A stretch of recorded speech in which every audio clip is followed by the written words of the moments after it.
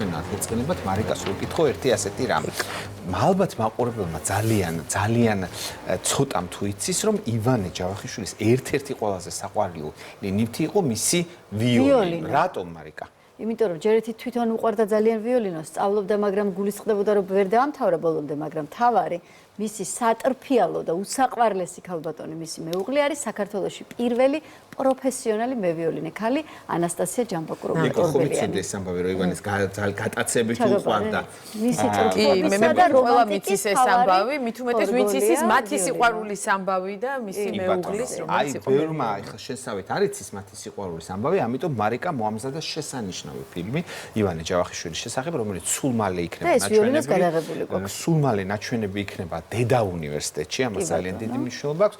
მე როდესაც მუშაობდი ხელნაწერთა ინსტიტუტში დირექტორის მოადგილედ, მქონდა დიდი პატივი პირადად მენახა ეს ვიოლინო და ჩემზე ყოველთვის ის განსაკუთრებულ შთაბეჭდილებას ახდენდა. რატომ გავაკეთე ამ ხელას შესავალი? კორნელი კეკელიძის სახელობის საქართველოს ხელნაწერთა ეროვნულ ცენტრში გაიხსნა ივანე ჯავახიშვილის 150 წლის თავისადმი მიძღვნილი გამოფენა. ახლა თქვენ ივანე ჯავახიშვილის კადრებში ხედავთ.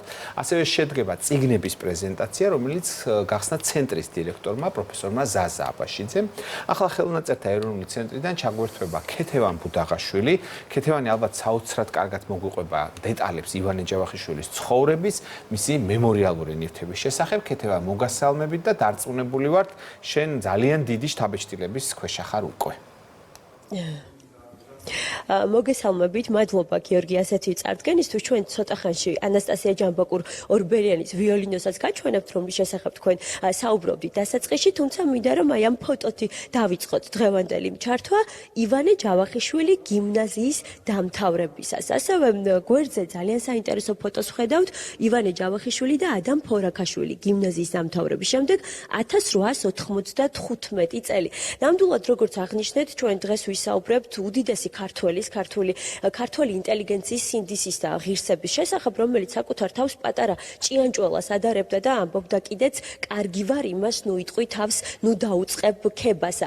ვინც მოგცვა მთავარი უმაღლესი განათლების მნიშვნელოვანი კერა, მართლაც განუზომელია მისი ღვაწლი და ძალიან ღირსეულად უნდა აღინიშნოს ეს მნიშვნელოვანი თარიღი ივანე ჯავახიშვილის დაბადებიდან 150 წელი. ფაქტობრივად ხელნაწერთა ეროვნულ ცენტრში საიუბილეო კვირეული უკვე გახსნეს, იმიტომ რომ აქ პირველად გამოიფინა მისი პირადი ნივთები, ასევე გამოფენილია, როგორც ხედავთ, მისი პირადი ჩანაწერები, ნაშრომების შავი ვერსიები, პირად არქივში დაცული დოკუმენტები, რომლებიც ასახავს მისი მრავალმხრივი სამეცნიერო მოღვაწეობის მასშტაბებს. აი აქ ასევე ძალიან საინტერესო ნივთი მინდა წარმოგიდგინოთ, კადრებში გექნებათ თქვენ ნანახი და აქვე არის ცნობა გაცემული ივანე ჯავახიშვილის სმენის აპარატისთვის 1938 წლის 1 ოქტომბერი. ჩვენი მასპინძელი დღეს გახლავთ ზაზა აბაშიძე, ხელნაწერთა ეროვნული ცენტრის დირექტორი. მოგესალმებით პირველ რიგში.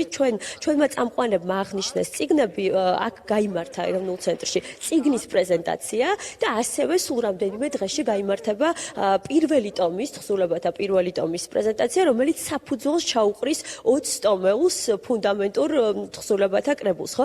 ამ წიგნებით რომ დავიწყოთ და შემდეგ უკვე გადავიდეთ იმ გამოფენის, არაჩვეულებრივი გამოფენის შესახებ, რომელიც აქ არის წარმოდგენილი.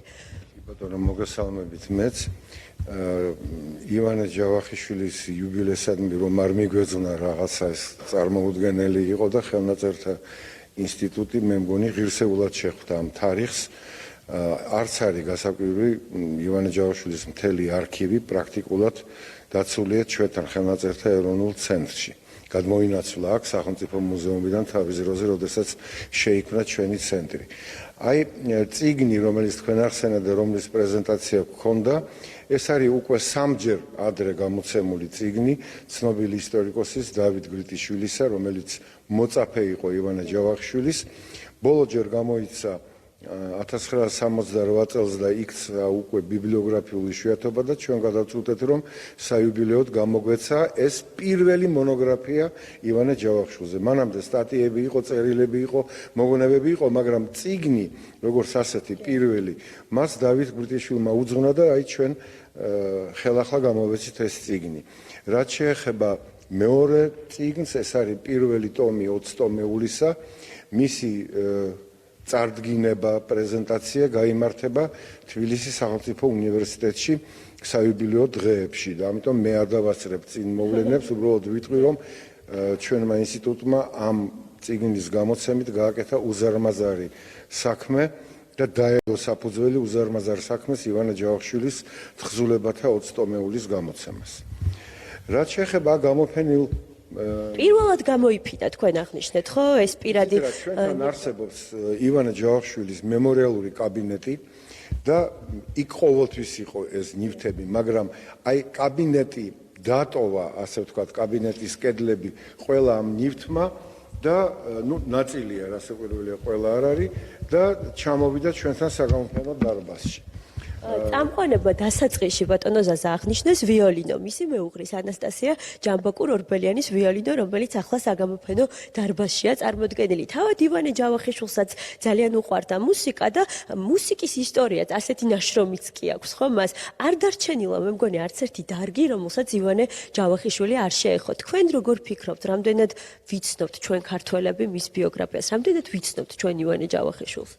იცით რა, ივანე ჯავახიშვილი აბსოლუტურად განსხვავებული და განსაკუთრებული მოვლენაა ქართულ სინამდვილეში. მე გეტყვით, რომ ქართველებმა მე-20 საუკუნეში მეცნიერებას ძალიან ბევრი უგამოჩენილესი პიროვნება აჩუქეს. ჩვენ გვყავდა ძალიან ბევრი დიდი მეცნიერი სხვადასხვა სფეროში, ფსიქოლოგიაში, ფიზიოლოგიაში, ფსიქიატრიაში, მათემატიკაში, არაჩვეულებრივი სკოლები იყო ჩვენთან შექმნილი გეოლოგიაში, მაგრამ ვერც ერთი მათგანი ვერ მივად ივანე ჯავახიშვილთან, უბრალოდ თუნდაც მისი მოღვაწეობის უზარმაზარი არეალის გამო. ის რაც გააკეთა ივანე ჯავახიშვილმა, აი ძნელი დასაჯერებელია როგორ მოასწრო მან ამის გაკეთება. ტიტანური შრომა გასწიაო ერთ-ერთ ინტერვიუში თქვენ აღნიშნეთ. ტიტანური შრომა ეს იმას არ ნიშნავს, რომ მანამდე ისტორიკოსები არ იყვნენ და არ მუშაობდნენ. იყვნენ ისტორიკოსები, რომლებიც აქვეყნებდნენ ისტორიულ საბუთებს, წყაროებს, მაგრამ სისტემაში ეს ყველაფერი არ იყო მოყვანილი. ეს იყო უბრალოდ პუბლიკაცია, რომელსაც ხანდახან კომენტარები ახლდა, ძალიან მნიშვნელოვანი, რომელიც შემდეგში ივანე ჯავახიშვილს გაიზიარა, მაგრამ ივანე ჯავახიშვილს პრაქტიკულად მოუხდა აი ყამირის ათვისება. იმიტომ რომ ყველა წყარო უნდა გამოეცა კრიტიკულად, უნდა შეესწავლა კრიტიკულად, უნდა ანალიზი ჩაეტარებინა ამ წყაროების, უნდა მოეცა მერე დასაბუთებული ისტორიოგრაფიული ნაშრომი ამასთან დაკავშირებით და უსაზღვროა მისი დამსახურება, აი თქვენ უკვე ბრძანეთ ქართოლოგიის ყველა დარგის განვითარებაში. იქნება ეს ქართული ენათმეცნიერება, იქნება ქართული სამართლის ისტორია, ეკონომიკის ისტორია, მუსიკის ისტორია. თან ძალიან მძიმე ცხოვრება გაიარა ხო მან და გარდაცვალებაც ფაქტობრივად იყო ლექციაზე გარდაიცვალა და თუ გამოჩნდა მისი დაკრძალვისას საერთო სახალხო სიყვარული რომ ჰქონდა ივანე ჯავახიშვილს ქართველების. ძალიან მძიმე ცხოვრება განვლო. არც პეტერბურგში ულხინდა, არც შემდეგ უნივერსიტეტის დაარსების პერიოდში, არც შემდეგ ცხადია საბჭოთა პერიოდში, თუმცა ბოლოს კი დაუფასეს მისი ღვაწლი და ორდენის მისცეს, აკადემიკოსაც აირჩიეს, მაგრამ საკმაოდ მძიმე ცხოვრება განვლო. აი ახლა თქვენ აქ ახსენეთ ყურსასმენი აპარატი, რომელიც 38 წელს დაჭირდა მას. 38 წელს ივანე ჯავახიშვილი ჯერ კიდევ 62 წლის იყო. და მიუხედავად ამისა, მისი მდგომარეობა ჯანმრთელობის უკვე შერყეული იყო.